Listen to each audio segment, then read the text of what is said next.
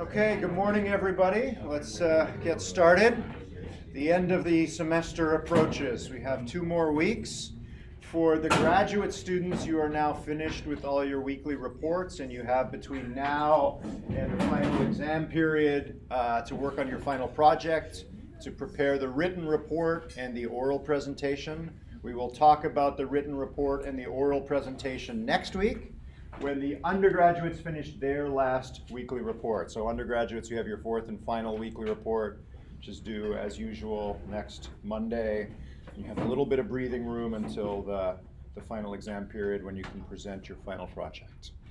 Okay, as promised, again, tips and tricks in PyroSim for your final project. I had a discussion with a couple of you yesterday about the vestibular sensor, which is one of the sensors available in PyroSim that you didn't come across in the 10 programming projects. Vestibular sensor is a weak analogy of your inner ear, which gives you information about the orientation of your head relative to gravity. If you place a vestibular sensor inside your robot or inside an object in the environment, that sensor will give you back a single value that reports the angle away from vertical. It's only one number, which is a little confusing because if you want to describe an orientation away from vertical, you really need 2 numbers, which are Euler angles. How much that object has rotated away from vertical left, right, and how much it's rotated away from the vertical forward and back. It just gives you a single number, which can be positive or negative. Positive might be rotated to the right or rotated forward. Negative might be rotated left or rotated back. So it's not giving you all the information you need. If you really want both numbers, you can put 2 vestibular sensors in 2 separate objects, and that will give you back all the information you need. For most of you, the vestibular sensor can be useful for keeping the robot more or less stable as it's moving or climbing or jumping or whatever you want your robot to do. The common use for the vestibular sensor in the final project is to take 1/1 plus the absolute value of the vestibular sensor, right?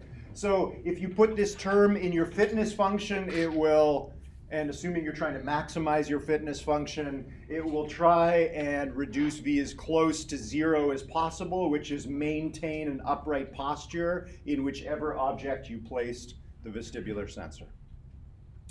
So in terms of that value, like I was looking at using the standard deviation of all the vestibular sensor values, or the sum of them, and I'm just struggling to figure out what would be best for a fitness function? Okay, that's a great question. So I mentioned it gives you back a single value, but it gives you back a single value at a given time step, right? Like all the other sensors in PyroSim, it's really giving you back a vector where the length of that vector represents the number of time steps. So any element in the vector V represents the value of the vestibular sensor at that time step. So this is really shorthand notation for reducing the original time series, reducing the vector, the sensor value vector to a single number. You could take, for example, the mean, you could take the standard deviation, you could take the maximum value in the vector, the minimum value.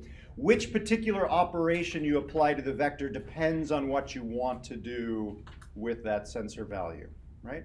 If the goal is to try and get the robot to keep its body more or less stable, then probably taking the mean of this and then the absolute will be sufficient. Question? Is the range up to pi? That's a good question. Everything in PyroSim should be in radians, so I think it probably is up to pi. I'm not sure. It looked about that to me, but I got it to 2.8. Okay, that sounds about right? So something that's about to flip over is getting close to pi or negative pi. Stabilization is trying to keep all of the values in the vector V as close to 0 as possible. Okay, any other questions about the vestibular sensor? Okay, another thing I wanted to talk about today is what's called A/B testing, and this is not something that's specific to robotics. This is common throughout engineering. A/B testing, as the name implies, is we're going to try two different things, A and B, and see whether there's a difference between them. In a lot of your projects, you're adding something in or making a modification, and you want to see whether it makes things better. It makes it easier for your genetic hill climber or your genetic algorithm or your parallel hill climber. Does it make it easier or faster for evolution to find good behavior for your robot or robots? So you're usually adding something or changing something away from A, which is your system without that additional piece. For the grad students that are now hopefully moving on to collecting data, you maybe want to do some A/B testing where you run your laptop overnight with your code in option A, so the sort of the standard way of approaching whatever the problem is you're trying to solve, and that will give you a fitness curve over evolutionary time. Fitness on the vertical axis and evolutionary time on the horizontal axis. The next night, you might run on your laptop option B. So you turn on whatever the additional thing that you've added, an additional hidden layer, you've made some alteration to the evolutionary algorithm, you've added in some scaffolding to make it easier for the robot to evolve to do what you want it to do, and then you're removing the scaffold, whatever it is, add it in, run that overnight, and if you're lucky, you will be able to get a robot that has a higher fitness using the same amount of evolutionary effort. Okay, is B better than A in this cartoon example here, given what you know about evolutionary algorithms so far? Yes. Looks okay. Not necessarily. It might need multiple runs to establish them. Not necessarily. Looks good so far. But maybe the third night, you go back and run A again, but you're starting with a different random population to start out with. And as you've seen now probably many times of running the different evolutionary algorithms, often you run it once and then run it again and you get a better or worse result. So maybe the third night, you do another run of A and you get this. Okay, is A better than B? Who knows? The fourth night, you run B, you get this, okay, maybe. For the graduate students, I want to see something like this in your final project in some form, that you've done multiple runs of A and B, and you'll explain to us what A and B is.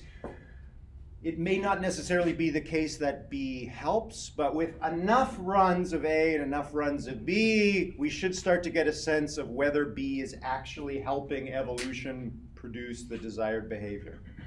How do you do this if you want to try changing the fitness function? That's fine. That's a good question. You're right, because then the fitness function is different. A good way to do that is, for example, let's say we have fitness function A, fitness function B, which would be slightly different. They're probably going to have some terms in common, right? So usually you're adding some additional term to B. What you can do is during the run of B, you evaluate all the robots against F sub B, and you use F sub B to decide who dies and who gets to produce offspring. But for every individual during B, you also record F of A, but you don't use it. It's just bookkeeping. You record what F sub A is for all the robots, write it out to a file. And now when you plot A and B, you're actually plotting them on A, where A really captures what you want the robot to do, right? Maybe you're adding an additional term that's something like scaffolding, then you're comparing them on the same axis. That's a good question. Okay. For the for the graduate students, you should have plenty of time to get at least I don't know how many curves, but enough to sort of give us a sense of whether B is actually helping or not. For the undergraduates, this is optional. Okay. Any questions about A/B testing? Any other pyrosim issues I can help with? No? All good? Okay. So I hope you enjoyed the guest lecture by Nick Cheney last time. As he probably told you, he was an undergraduate way back in this class a few years back and has passed through Cornell and NASA and is now a faculty member here. Hopefully gives you a sense of the kinds of things you can do with evolutionary robotics. We're now going to switch gears. We have finished our discussion about crossing the reality gap, scalability, other open problems in the field of evolutionary robotics, and we're moving on to the penultimate theme here of the course, which is collective robotics. For a lot of the tasks we would like robots to tackle here in the real world, creating one robot to do so is not going to be sufficient. We would like to create a swarm of robots that work together to perform a task that would be beyond the ability of any one robot.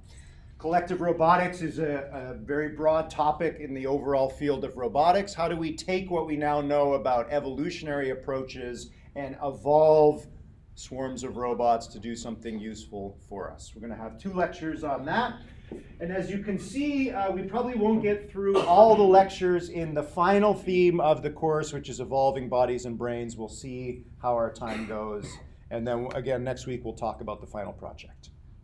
Okay, so we're going to switch now to lecture 23 here. We're going to talk about swarm robotics, and then we may start in on lecture 24 today, the evolution of communication. But let's start with swarms. Obviously, animals are very good at working together. There are a lot of tasks out there in the real world for which any one organism is not sufficient. It's better if they team up and do things together. Humans sometimes are good at doing this. There are a lot of other organisms out there that are much better at collective action than we are. Obviously, fish school and buffalo herd and birds flock. Any birders here? Anybody know what this particular bird species is? These are starlings, who clearly produce very, very large flocks. Which starling is in charge? There is no one starling in charge, right? If you watch this very carefully, no 2 starlings ever bump into one another. A pretty amazing feat of aerial dynamics. Okay. So obviously animals do this very well. How can we get machines to do this? There's been attempts to do this for quite a while. We're going to start with what are known as Boyds, and you can see these Boyds on the right here. These were actually created by a computer graphics researcher back in the 1980s, and I'll show you a video of this in a moment. We're going to start with Boyds that are trapped in a 2-dimensional plane. They're more or less disembodied. They have bodies, they can sense and they move, but their bodies don't really have too much of an impact on their behavior. The only impact that their bodies have on the world and that the world has back on the bodies is that they can sense each other. So if we take this green Boyd in the center here, we're going to assume that the Boyd has a sensing radius, and within that radius it can sense any other Boyd. So in this cartoon here, it can sense these inner 3 Boyds, but it cannot sense these 4th and 5th Boyd that are further away. At any time instant, every Boyd in a Boyd swarm is running exactly the same algorithm. They are all casting this sensory radius about them. They are sensing their local neighbors, and they are then changing their heading and speed based on what their neighbors are doing. How do they update their speed and heading? They perform 3 different heuristics: separation, alignment, and cohesion. Let's start with separation. So the green Boyd in the center here detects 3 of its neighbors. It connects itself with each neighbor with a vector that you see, the thin line here, takes the mean of those vectors, sums those 2 vectors, and then takes the negative of that vector, which points away from the center of mass of its 3 neighbors. So if it's crowded on its left side, it will change its heading to point more to the right. If it's crowded on the right, it will change its heading slightly to the left. So far, so good? At the same time, it is also looking at all of its neighbors and inferring the heading of all of those neighbors. It takes the mean heading of all of its neighbors, looks at its own heading, and takes the difference between the mean heading of its neighbors and its heading, and alters its heading a little bit to point a little bit more towards the mean heading of its neighbors, which causes it to align its heading with its neighbors. So these two heuristics are both out, each heuristic is outputting a small vector, which is a change in heading. It sums those two vectors together and adds it to a third vector, which it collects from the cohesion heuristic. It again looks at its neighbors and it calculates the center of mass of its neighbors. And now instead of moving away from its neighbors, it's moving a little bit towards its neighbors. Each of these three heuristics outputs a small vector. It sums those vectors together and alters its heading towards that vector. And depending on the magnitude of that vector, it will speed up or slow down a small amount. Make sense? Okay. If you put those three heuristics together in a flock of Boyds, this is a video from the 1980s, so I apologize for the quality. You get the following behavior. Let's see if I can zoom in, that should help.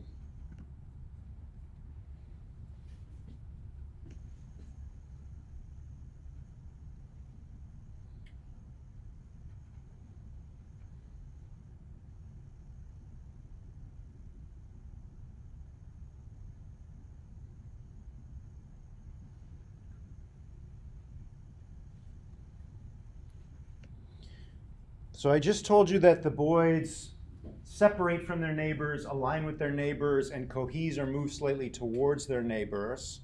Didn't tell you anything about walls or columns. Why did the flock break apart and flow around the column and then meet on the far side?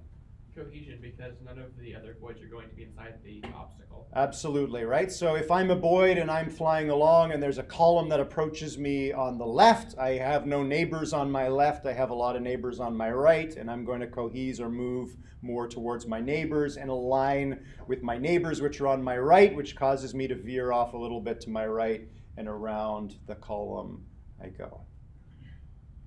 What would happen if we reran that video, but we left out the cohesion heuristic? So the Boyds would separate and align, but not cohese. What do you think you'd see in the video? They'd probably all end up going the same direction, but splitting out more and more as time goes on. Exactly. So they'd align, and they would also try and sort of move slightly away from their neighbors, and they'd gradually diffuse and head out in varying directions. What would happen if we ran this just with separation and cohesion? No alignment. How would it differ from the video you just saw? They all run into each other. They won't run into each other because we're leaving separation in there. So you see no average movement of the flock in any direction, and just kind of swarm around each other? Exactly, right? It's sort of a buzzing swarm of flies. They're not really heading in any one direction, but they're staying more or less together, but not bumping into one another. Okay, very simple algorithm, again, back in the 1980s. As you can imagine at that time, this video was pretty impressive and was an eye-opener for not just computer graphics researchers at the time, but also roboticists and people working in AI, that you could get what looks like cooperative behavior, which is cooperative behavior, without a lot of stuff going on in the heads of the Boyds, right? We spent a lot of time talking about this from different points in the evolutionary robotics literature, that often as researchers we think past the problem. We imagine there's much more going on in the heads of animals and possibly humans and robots that needs to be there. Often we can get away with very simple behavior or very simple programming inside the heads of our robots. And if we do it in the right way and think about, in this case, the interaction between robots, not necessarily robots and their environment, we get interesting and sophisticated behavior. Where have we seen that idea before? Yeah. Like chaos and complex systems. Chaos and complex systems, yeah, absolutely has a lot to say about complex behavior arising from simple rules. Where have we seen that in robotics? Braden. The Bratenberg vehicles, right? Remember back to the Bratenberg vehicles, very, very simple, not unlike the Boyds, but you get sort of sophisticated behavior. We saw that again when we looked at the minimal cognition experiments. We saw the evolution of at least the building blocks of cognition with relatively simple neural controllers. Okay, so again, this was a discovery in the field of computer graphics. And in the 1990s, when CG started to invade Hollywood, the Boyds algorithm was picked up and used in some major motion pictures. The very first one it was used in was The Lion King.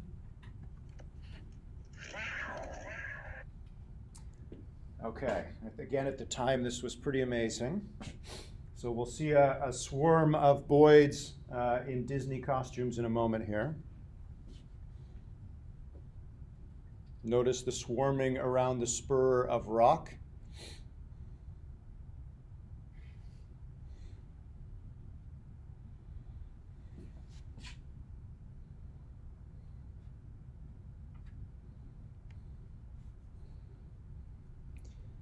As you can probably imagine, these days in any major crowd scene or battle scene, they're still Boyds. These days they're running probably several hundred of these heuristics, but at root is separation, alignment, and cohesion down there somewhere, right? So you can get very sophisticated scenes by putting large numbers of agents running exactly the same algorithm, and each agent is running multiple algorithms in parallel, and those algorithms are each outputting some slight change in the agent's behavior.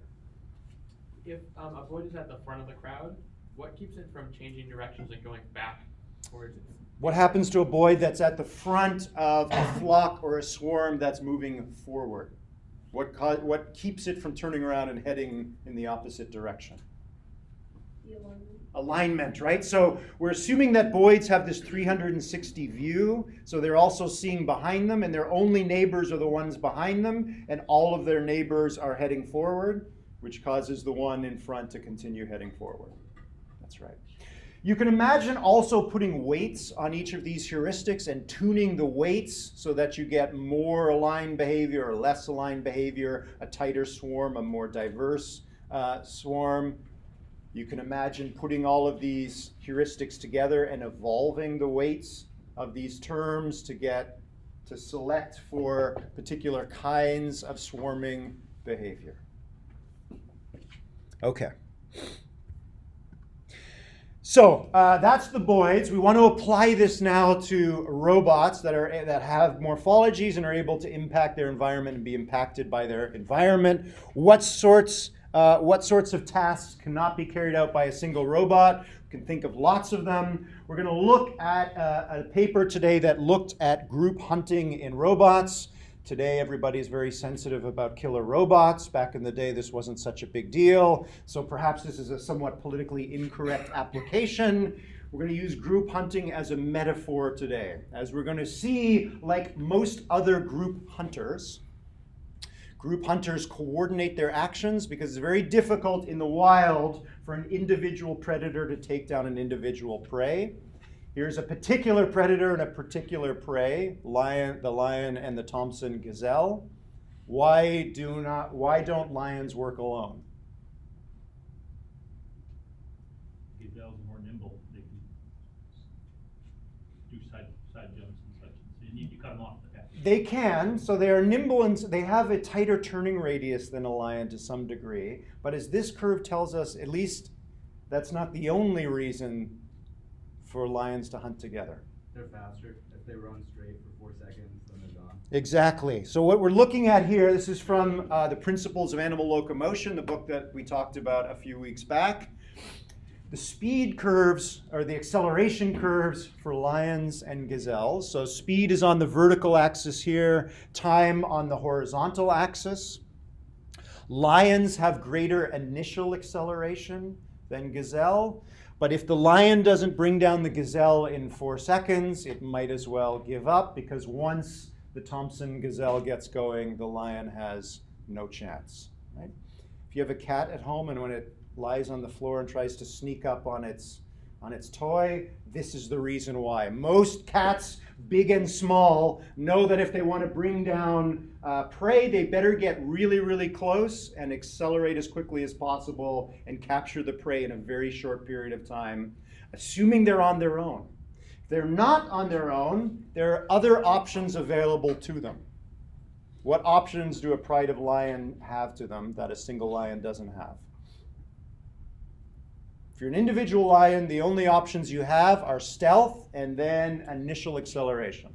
You mean one lion can chase the gazelle towards the direction of another lion? One lion can chase a gazelle towards another lion, right? That requires some form of coordination. I'm a lion, you're a lion. Who's going to go after the gazelle? How do we decide, right? So working together can be useful, but it comes with a lot of baggage. It requires a lot of cognition and coordination. That's what we're going to investigate, not in lions and gazelles, but in virtual lions and virtual gazelles. So how do they cooperate, assuming it's useful, and can we evolve them to cooperate in the same way that a lot of predator species have evolved very sophisticated coordination strategies?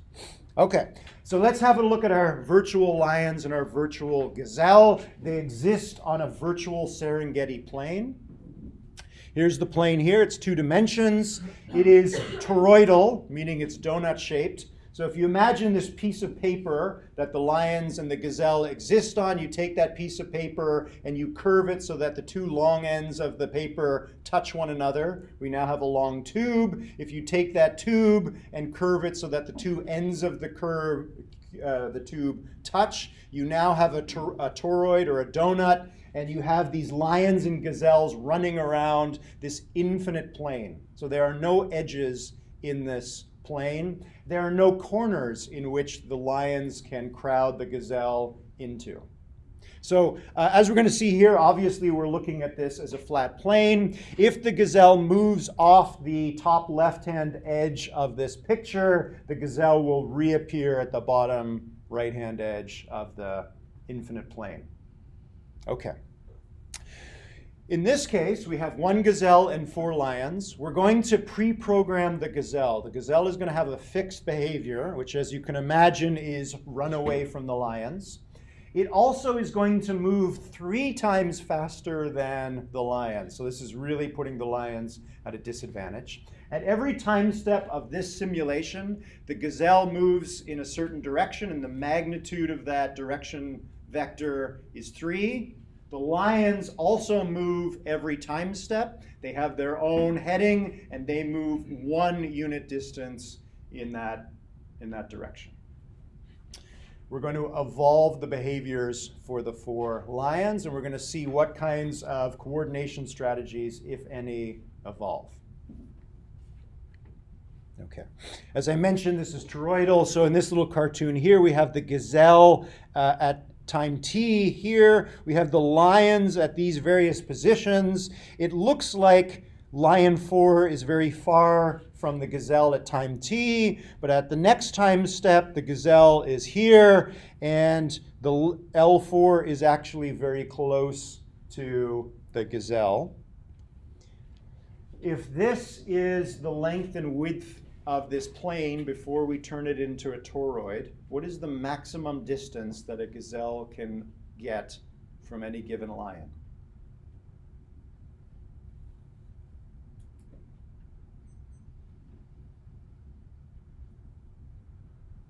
7.5 units. Close, right? We take the 7.5, and if you can do the Pythagorean theorem in your head, it's the length of the diagonal line there, right? Okay, so if we place the gazelle here and at the center of the plane, and we put the lions at the 4 corners, that's about as good as the gazelle is ever going to do, right?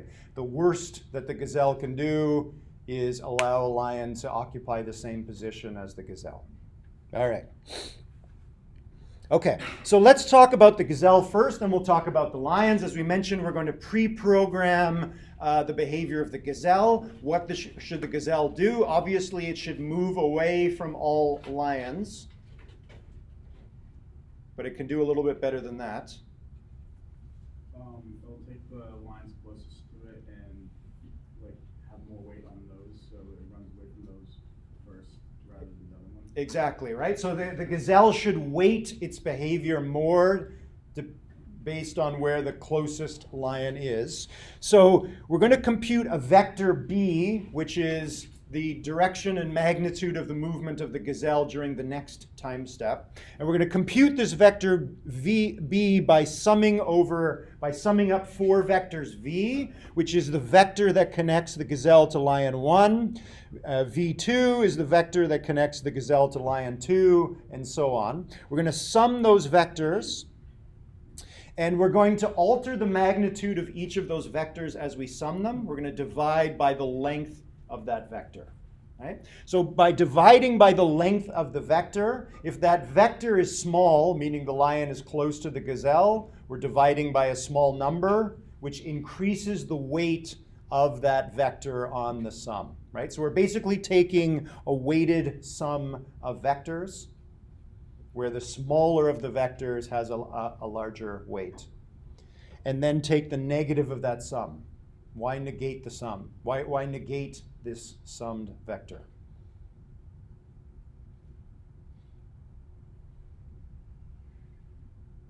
We're summing the vectors that connect the gazelle to the lion. Gazelle doesn't want to be close to the lion. You want to head in the opposite direction, right? The summed vector is the average direction from the gazelle towards the pride of lions, and obviously it wants to head in the other direction, so we take the minus of that, and then we're multiplying by the maximum possible distance the gazelle can be from any one lion minus the length of this v. This term here, as you can probably imagine, is just a normalization term. It assures that the gazelle is always moving 1 unit away from the average position of the lions relative to itself. So far, so good? Okay, that's the gazelle. Sense all the predators and react most strongly to the near ones. Let's talk about a question. Was there any reason they chose the scale of 15 units and like? I think it was probably arbitrary. I don't think it matters too much. Yeah. Okay, so we're going to evolve the behavior of the lions. How can we do that? In this case, they used genetic programming. This is a particular evolutionary algorithm that we've seen a few times now already. Just as a reminder, genetic programming is a unique evolutionary algorithm that encodes the genome as a tree rather than a vector or a matrix. So inside the head of every lion is going to be a tree, and that tree is going to dictate, that tree is going to output a vector, which is the heading and magnitude of motion of the lion at the next time step. So we've seen genetic programming before, but we have not seen genetic programming encoded as a tree that outputs a vector. Usually, when we've seen genetic programming before, the trees are outputting a number or some other data structure. In this case, all of the operands or terms that make up a tree, these are going to return vectors, and all the internal nodes in the tree are vector operations. So let's make a few of these trees and think about how they would result in lion behavior. Let's create a tree that has a single node in it, and that single node contains the last operand here, which, as it says here, outputs a vector that points 1 unit in the direction that the lion went at the previous time step. If we took this tree and dropped it in the head of lion 1, took the same tree and dropped it in the head of lion 2, into lion 3 and lion 4, and let the lions loose, what would the pride of lions do? They would all go in random directions and keep going in that direction. Exactly, right? At the first time step, they choose a random direction. This tree in the heads of each of the lions returns a random vector. At the next time step, it returns the vector that that lion traveled in at the previous time step, and so on. Okay. let's imagine a different genetic programming tree, a different genotype, again, a single node, and in this case, we'll put the Gazelle operand in there. What does the pride do in this case? All of them are running, all of the 4 lions are running this in their heads. They're running toward the Gazelle. They're all running towards the Gazelle, and how well does the pride do at bringing down the Gazelle? Not very well at all, right? Probably the worst possible thing that the pride can do. On the 15 by 15, so it says the smallest vector. In this, the other one where you said like L4 the next time step, if it's going like diagonal, can it see that the shortest vector is behind it and across, or in this, can it not? That's a good question. I think, yeah, since it wraps around, there are periods at which suddenly, from the lion's perspective, the Gazelle was there, and now suddenly the Gazelle is there, and they would turn and head in that direction. I think that's the case. Because the Gazelle is moving faster, so it could move further away, in which now the closest vector connecting the lion to the Gazelle might be along a different point of the toroid. Yeah. Doesn't matter too much for our purposes, but yeah, that's a good observation. Okay, so we've just made 2 random GP trees, neither of which leads to very good behavior in the pride. So can we do better? Let's make a slightly more complex GP tree. Let's take one of the operations here, like the last one here. If greater than or equal to, so we'll put this one in here. This particular operator requires 4 arguments, which means we now need to create 4 subtrees.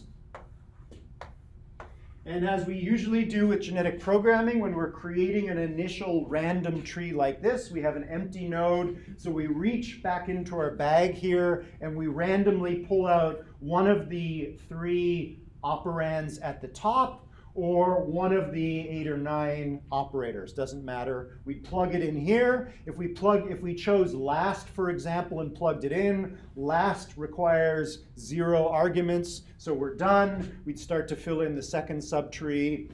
If we place, for example, plus in here, plus requires 2 arguments, we'd place 2 empty nodes down here and continue filling it in. I'm going to be a little bit lazy. We'll put last in here, random in here, Gazelle in here, and Gazelle in here. Okay, so we have a new tree now. All of the operations in this case are vector operations. This particular vector operation tells us to evaluate the first and second arguments, and every node in a GP tree here is always going to return a vector now. So we have the vector that the lion moved at the last time step, and we have a random vector.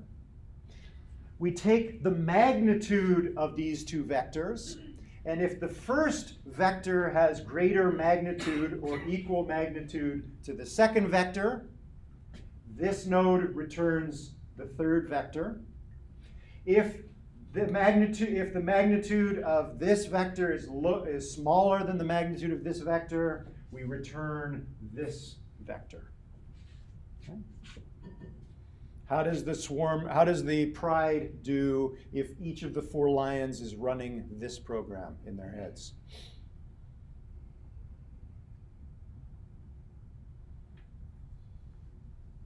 This understanding is just having G in the top node, you're always going to go towards the Gazelle. You're always going to go towards the Gazelle, right? Regardless of the relative magnitudes of these 2 vectors, we're always returning G, which means all the lions are always approaching the G. That swarm does equally poorly, right? Turns out that it's pretty difficult to make a GP tree in which the lions actually coordinate and chase down the Gazelle. So far, so good. Any questions about this so far? Okay, so imagine we have a population of GP trees, and every individual in this population is not an individual lion, it's an individual genotype. And we can take that genotype and apply it to the pride of lions in different ways. We'll talk about that in a moment. We're going to look at a series of experiments, and again, like we were just talking about with A/B testing, they're going to run slightly different versions of the algorithm. Option A is evolve prides of lions using this set of operands and operators. Option B is they're going to throw in an additional 4 operands. And these 4 additional operands give the pride of lions what's known as deictic sensing. Deictic means relative to self. So if we read these off here, the first one returns a vector from the lion nearest the gazelle to the gazelle. The remaining 3 are from the point of view of each individual lion. So if I'm lion 3 in the pride and I run a GP tree that has the lion operand, then I will move along a vector that connects myself to my nearest neighbor lion. So I can sense in this vector lion the vector that connects me to my closest neighbor. So where that neighbor is, which is the direction of the vector, and the magnitude of that vector tells me how far away I am from my closest neighbor. The third operand here, our lion, returns a vector that connects me to the lion that's closest to me on my right-hand side. So if I'm a lion heading in this direction, I start sweeping clockwise, and the first lion that I see on my right-hand side, that's the vector returned by our lion. What is the lion that's on my right? L lion, same thing. I'm heading in this direction. I start sweeping counterclockwise, and the first lion that I see, the vector that connects me to that lion, is returned by L lion. So if we're evolving lions with this behavior now, with this set of operands plus this set of operands, the lions can sense the gazelle using G, but they can also sense where they are relative to their fellow lions. Any questions? Okay, that's option B. We're going to also look at option C, when they're going to throw in name-based sensing. In this case, it's not relative to me, deictic, it's name-based. What is lion 1 doing? What is lion 2 doing? What is lion 3 doing? And so on. So if I'm lion 3, and I run a GP program in my head that returns lion 1, then I move in the direction that moves me towards lion 1, regardless of where lion 1 is relative to me. If I'm lion 3 and I run a program that contains lion 3, what do I do? Run in the opposite direction? Not necessarily. So lion 3 is going to return a vector that connects lion, the one that's running the program, with lion 3. What is that vector? If I'm lion number 3. The 0 vector, right? I stay still, for example. Okay, so imagine these lions are out on the virtual Serengeti and they're trying to evolve the ability to coordinate. Do you think the prides are going to do better if we evolve trees using this collection of operands and operators? Is the pride going to do better if we use this base set and throw in these operands? The lions are able to sense the relative positions of lions relative to themselves. Or if we throw this set of operands in with the base set. The lions are going to evolve to bring down the gazelle based on individual names. Taking bets. Any intuitions here? The last case. The last case? How come?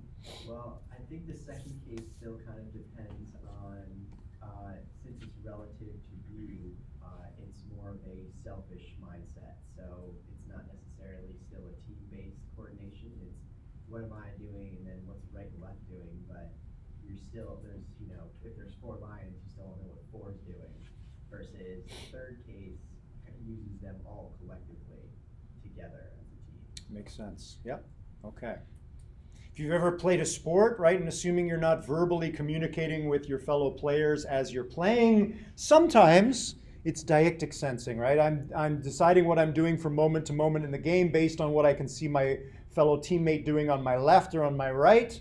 but most games usually have some form of specialization, right? Lion number 2 is always going to go for the gazelle, and the other 3 lions know it, and they coordinate their motion accordingly. We're going to throw one more wrinkle into this.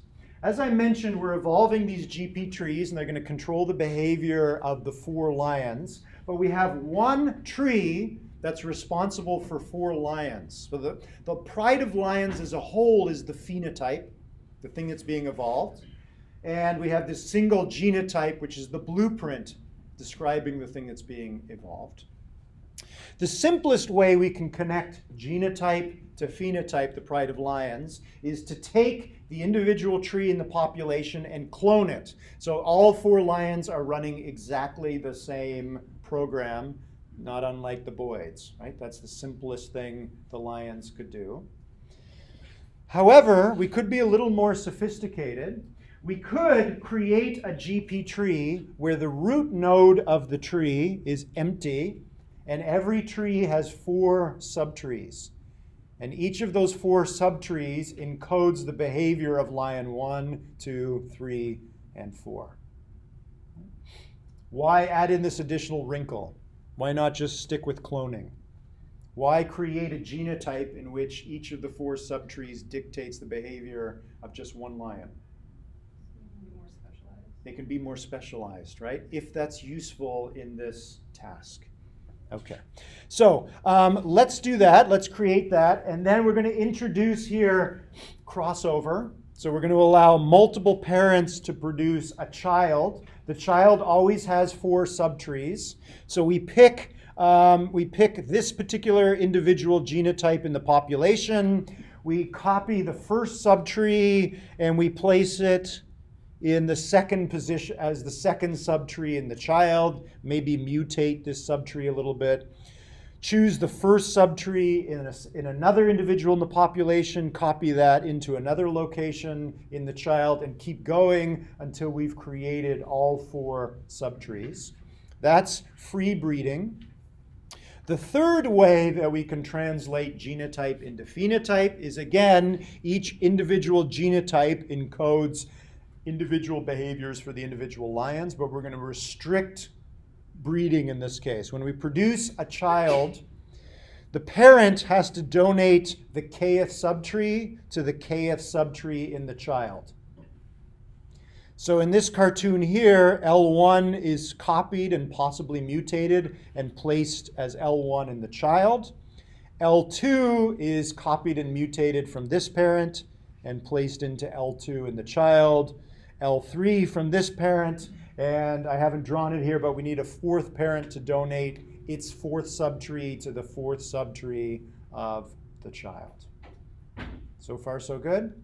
Okay, so we have 3 different ways of breeding lions, and we have 3 different ways of allowing the lions to sense one another. That gives us a total of 9 different experiments. We're going to take each of those 3 sensing systems and each of those 3 breeding systems, and we're going to do 100 evolutionary trials for each of those 9, giving us 900 total evolutionary trials. And then we're going to do 3 additional control experiments. In the first control experiment, we're going to evolve behavior for just one lion. In this one, in the, where are we at now? The 11th trial, we're just going to have a randomly moving lion. And in the 12th trial, we're going to have 4 randomly moving lions. So we have 12 different variants of the evolutionary algorithm. In some of these variants, there's no evolution at all.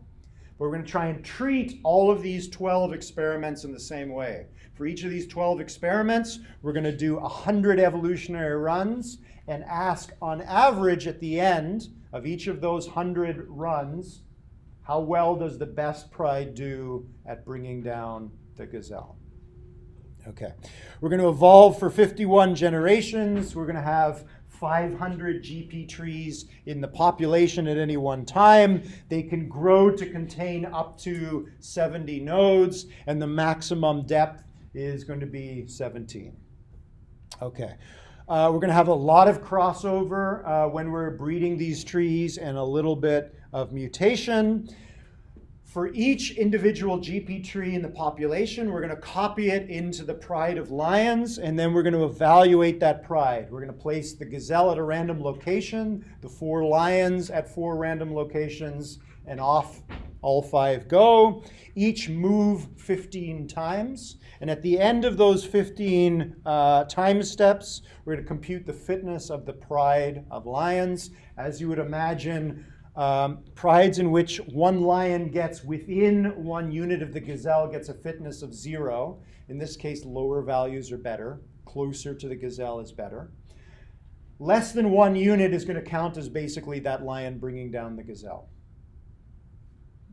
If at the end of 15 time steps there is no, all of the lions are more than 1 unit distance away from the gazelle, then fitness is that the distance from the gazelle to the closest lion. How well did the pride do? If that happens before or if a lion catches one before the 15th time step, does the simulation Then the stop? gazelle gets away. Oh, okay. The lion gets close, but at the next time step, the gazelle moves 3 units away. So it's really not, it's not bringing down the gazelle, it's cornering the gazelle and having it trapped at the end of the 15 time steps. So the pride has 15 time steps to get within 1 unit of the gazelle. It has to be, a lion has to be that close at the end. Makes it actually even more difficult for the pride to succeed. So far, so good? Okay. Let's start to look at some results. As I mentioned, we have a total of 12 experimental variants here, so we'll take these a little bit at a time. Let's start with the control cases, which are listed down here. We have the 3 control cases. We have 1 randomly moving lion, which on average at the end of the 15 time steps is on average 7.87 units away from the gazelle. And if you take the hypotenuse of 7.5 and 7.5, that's about as bad as you can do. Not the worst, but just about. Right? If instead you evolve 1 lion, doesn't do significantly better. Right? As you can imagine, a gazelle that's always moving away from 1 lion at 3 units and an evolved lion that can only ever move 1 unit, no matter how sophisticated that single lion is, it's not going to do very well at bringing down the gazelle. So if we compare this experiment with this experiment, evolution does nothing, basically. There's nothing that evolution can seem to do to improve on random motion if we have 1 lion. If we have 4 randomly moving lions, they do better than 1 randomly moving lion. Why? Seems kind of odd. They're not coordinating their behavior at all. Why do they do better? They have more starting positions, so that makes 1 line closer to the gazelle. They're moving randomly, so it's very unlikely that all 4 lions are going to be very close to one another at the end of the 15 time steps. So statistically, one of them is going to be closer to the gazelle. The gazelle is now moving away from all 4, but the 4 are spreading out over this toroidal plane. One of them is going to be closer to the gazelle, right? So this number here is the number to beat, right? 4 randomly moving lions can get within about 4 units of the gazelle. Okay, so 4 lions do better than 1 lion, makes sense. Let's start to look at the 9 experimental trials up here now. Question? For 1 random, wouldn't the worst be the hypotenuse of a triangle with 15 by 15 as opposed to 7.5 at 7.5? Remember that we're dealing with a toroid here. So if you imagine creating a donut out of a piece of paper. The question before, yep. If the gazelle went to across the boundary, wouldn't it it would appear on the other one if it goes beyond 7.5. It wraps around again. Yeah, it would be a different it would be a much longer distance when it wrapped around. Let's say I'm the gazelle, or sorry, let's say I'm the lion, the gazelle's over here, and the gazelle is 7.5 units forward and 7.5 units to my right. That gazelle is about as far from me as it can possibly be. If the gazelle runs away from me and heads away from me front right, it will wrap around on the toroid, and I will now detect it 7.5 units to my left and 7.5 units behind me. But if you have a gazelle in the bottom left corner Yep. and a lion in the top right corner, isn't that distance the... You mean if there's a lion here and a gazelle here? Yeah. They're at the same position. Okay, what if they're like just a little bit in... If the lion is here Yeah. and the gazelle is here, Yeah. you got to do this in your head about making the donut. Take a piece of paper and put a dot at those corners, and you turn it It's gonna over. give it that smaller distance as opposed to the longer distance. Exactly. It'll give it the smaller distance. It's always the Okay. smaller of the two distances. Maybe that's the confusion. Yeah, but it can calculate the distance over the leap. That's right, exactly. Whatever those four quadrants are, if you like. It's always, for both the gazelle and the lion, it's always the smallest of those four calculations. Sorry, I should have explained that before. Okay. Toroidal geometry. It takes a little bit to wrap your mind around. Okay.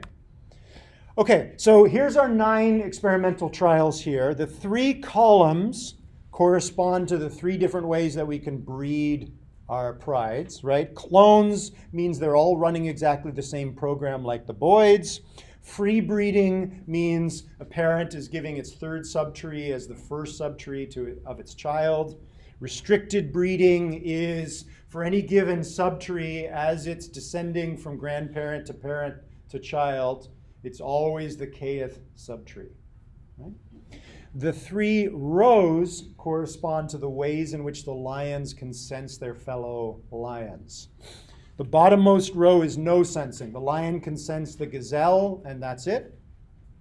Top row is deictic sensing. Where's the lion relative to my left or my right, relative to self? Name-based is what is lion 1 doing, what is lion 2 doing, and so on. Okay, lots of observations we can make here. Let's start with the clones over here. You'll notice that name-based sensing actually does worse than deictic sensing. Seems kind of odd, right? Intuitively, you'd think that if everyone has a specific role, lion 3 is the one that always goes after the gazelle, that would probably do better. It turns out that that's the opposite case when everybody's running the same program. Why? Everyone's running the same program, then isn't everybody itself kind of? Everybody is itself, right? They're all clones of one another. Lion 3 can't go after the gazelle on its own. Either they all go after the gazelle or they all do something else, right? So in the clone case, there is no ability to specialize, which means there's no need to coordinate action based on names because there's no ability for specialization to evolve. In the case of restricted breeding, we can see that the name-based team does better than the deictic team. This is the one that, at least for most of us, matches up with your intuition. In restricted breeding, we have these subtrees that are not being moved from one subtree to the next, from grandparent to parent to child, right?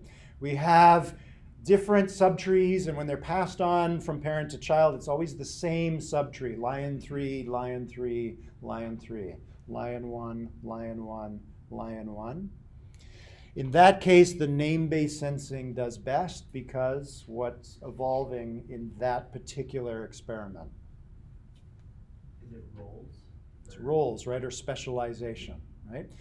One or a subset of the lions are evolving to do one thing, and the other lions are evolving to do something else. And if we look at the averages here across all 12 trials, name-based sensing with restricted breeding does better than all the 11 experimental variants they looked at.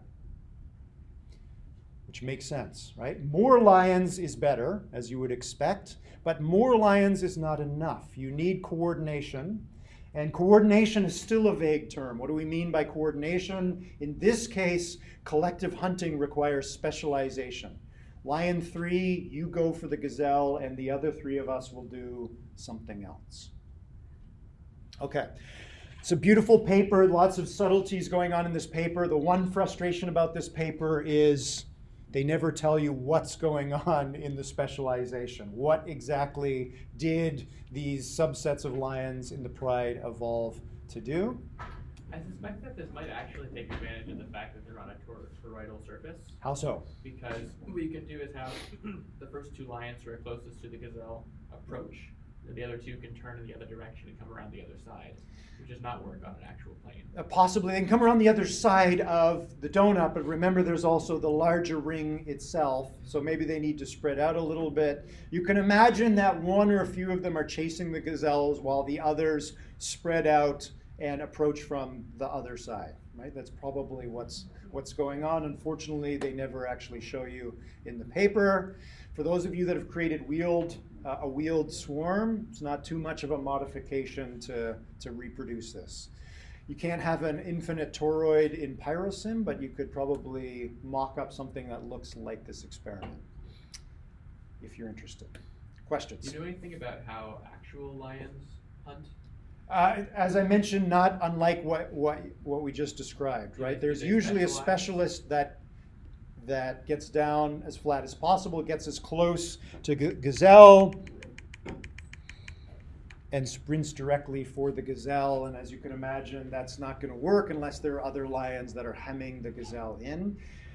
As always in biology, it's much more complicated than that. It depends on the terrain on which the lions are hunting. They're very good at using cliffs and boulders and rivers and marshes and other species. It gets very complicated very quickly, but the general idea makes sense.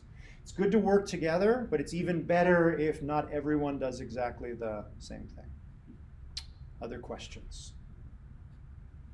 So when we do specialization, does it qualify to be a swarm or just cooperative behavior? It's a specific form of cooperation, right?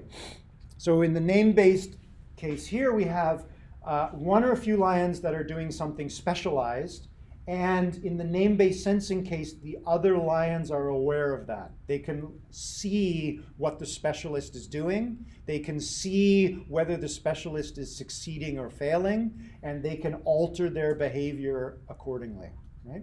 So when we talk about swarms or collective behavior, we're starting with a very general term, right? Working together, and we're continuously refining that term. There's cooperation and competition. So we have the lions competing with the gazelles, but within the pride we have cooperation, and we have a very specific form of cooperation, which is specialization. Specialization clearly has an advantage in group hunting and a lot of other coordinated tasks. We started this morning with the starlings, in which there is no one starling in charge. For certain simple tasks like flocking, you don't necessarily need specialization. But as the task that the group is trying to perform becomes more and more complex or more and more challenging, often it makes sense for specialists to emerge. Once you have specialists that emerge, you also need the other individuals to know who the specialist is, what are they doing, are they succeeding, are they failing. In the case of the virtual lions, they do that by looking, right? We're dealing with vectors here. We assume that in this toroidal virtual Serengeti, all lions can see each other and they know exactly what's happening. That's perfectly fine. But what happens if we were to scale this project up and introduce obstructions, tall grasses, other obstructions, fog, rain? The lions can no longer see one another, so they don't know what the specialist is doing. What do we need in that case if we want to try and scale up the ability to specialize, yet work together, but we no longer assume that the lions can see one another? Memory, that's useful. Communication, right? You are probably now communicating with lots of other people that are not in this room, or at least you have something that's doing it on your behalf, right? Humans and some other species figured out how to work collectively. They figured out how to visually observe their fellow hunters and coordinate action. But at some stage, there was selection pressure that favored the ability to specialize and coordinate even though you could no longer visually see one another. which was the beginning of the evolution of communication. We've got 10 minutes left, so we will start in on exactly that subject. As we want more and more individuals to work together, we can no longer assume that they're all in visual contact with one another at all times. So we might want to evolve or give them the ability to evolve communication.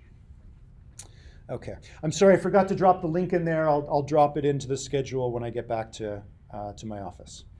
Okay, we're going to look at, again, a relatively simple setup, but with some notable changes here. This is the one experiment we're going to see all semester in which we have male and female robots. They exist in, again, a toroidal environment. So we have an infinite plane, if you like. It is no longer continuous. We're not going to deal with vectors. It's going to be discrete. So we have a total of 200 by 200 squares, and robots occupy an individual square. We're going to start out with a total of 1,600 robots, 800 of them female, 800 of them male, and the females and males differ in terms of their sensor and motor abilities. Females are deaf and immobile, but they can sing. They can produce a signal that can be heard by the males. The males are blind. They cannot see the females, but they can hear. They can't signal themselves, but they can move. You can see that obviously this is taken from certain species where the males and females have this partially overlapping set of sensor and motor capabilities.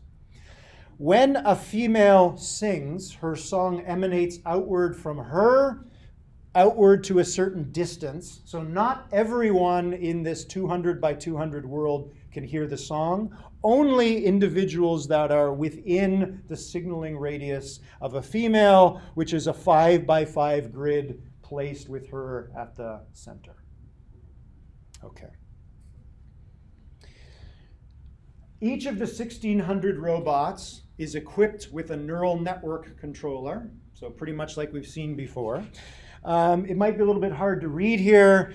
Each of the males, these are the female neural controllers, these are the male neural controllers. The input layer of the females encode whether there are any males inside the female's territory. So if there are no males in the female's territory, which is this 5 by 5 grid, all of the input neurons for that female are 0. If a male moves into the female's territory, then what's encoded up here is the position of the male and the heading of the male. So in this example here, the female has detected that there is a male to her southeast, and the male is facing to the east.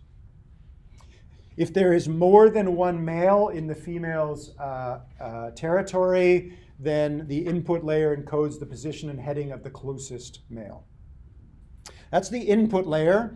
Those values are fed into the hidden layer of the female network, and then out to the output layer of the female network. As I just told you, the females are immobile. So this is not a motor layer moving the females, it's the song. So the values arriving at the output layer are binarized. So we have a binary vector. And if there are any males in this female's territory, that male hears that song. The input layer of the male neural controller is the song of the female that the male hears. If the male is moving and it is not in any female territory, this input layer is all 0, so the male hears nothing. So far, so good. Like the female neural controller, the values at the input layer are propagated down to the hidden layer, and then from the hidden layer down to the output layer. The output layer is a motor layer. The males move. As you can see in this cartoon here, we're going to scale the values arriving at the output layer to be integers. And we look for the neuron at the output layer that has the maximum value, and that dictates what the male does. So in this case here, it turns out that there are, here we go. the output of the male network, there are 4 output neurons that correspond to the 4 basic behaviors that the male can perform: stay still, move forward, turn left, or turn right. So far, so good? Okay. Okay, so we have females that are emitting songs and males that are moving in response to heard songs or moving in response to hearing no song. If a male moves into a cell that's occupied by a female, they mate, they produce, the genetic material is recombined, they produce 1 male child and 1 female child. The male and female child overwrite female and male somewhere else in this environment. So the children kill off these other individuals and replace them at that position. The 2 parents that produce those children are taken out of that cell and placed in 2 unoccupied cells at random in the environment. So this is quite a different evolutionary algorithm from what we've seen before. It's similar in the sense of the synaptic weights are going to evolve, but there are no generations and there's no fitness function. Or is there? What's the fitness here? The better a male is at moving into female territory, the more copies of itself will create. Absolutely, right? So for the males, the ones that find and occupy cells occupied by females produce more male offspring. That's the fitness of males. What's the fitness of the females in this case?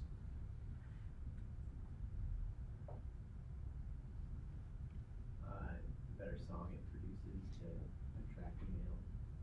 The better their song attracts males, the more female offsprings that female produces. And if that's the evolutionary algorithm, what would you expect to see over evolutionary time?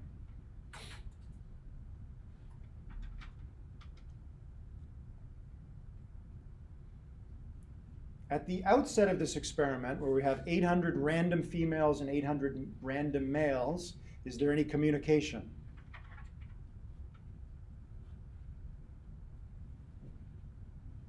Potentially.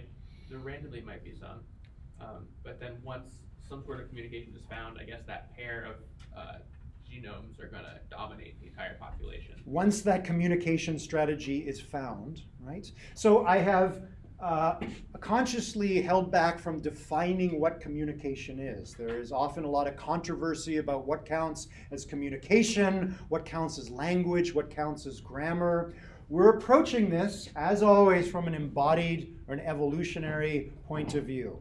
Females emit random songs, and males move randomly in response to what they hear or what they fail to hear. Most people would agree at that point in time there's no real communication. There are females that are producing sounds, but those sounds don't mean anything yet. We're straying into more controversial territory by talking about meaning. If a female emits the song 1010, what is the meaning of that song 1010? Let's assume that she emits it at the outset here by chance. Is there any meaning associated with that song 1010? If a male developed like a neural network that could use that as like directions or something? If the male uses it, then it means something. If the male uses it to approach and find the female and produce offspring, and those female offspring produce the song 1010, and the male offspring approach and find that song, then it means something. So the meaning of the emergence of communication here is grounded in the actions of the females and the males. Not unlike our discussion about language last week when we were trying to ground language in action. We'll see what the male and females actually evolved to do on Thursday. You have a quiz due tonight. Undergraduates, you're working on your final weekly report, and graduate students, you're working on your final project. See you on Thursday.